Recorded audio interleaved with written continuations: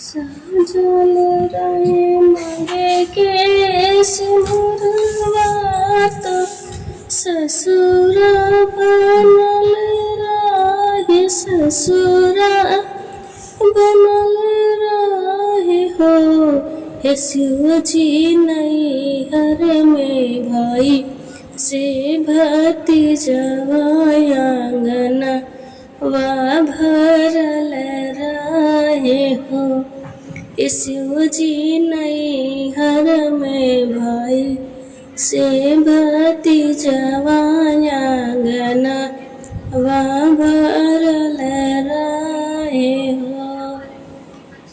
रही सुखी मोर परिवारवा त सजना अमर रहे हो।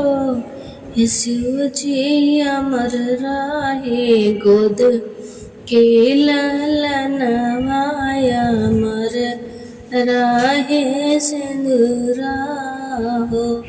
हे शिव जी अमर रहे गोद के ललनवा अमर रहे सिंदूरा हो।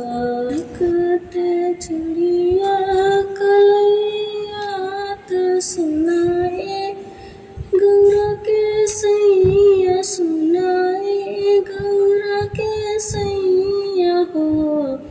हे शिव जी सजल रहे हाथे के मेहंदिया तापुआ के महावार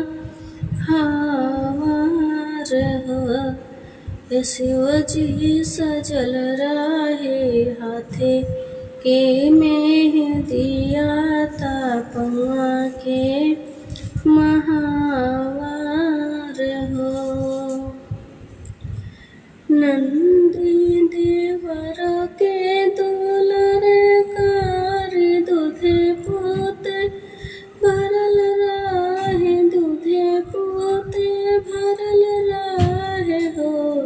शिव जी कुशल राख नगरिया पूरा पारी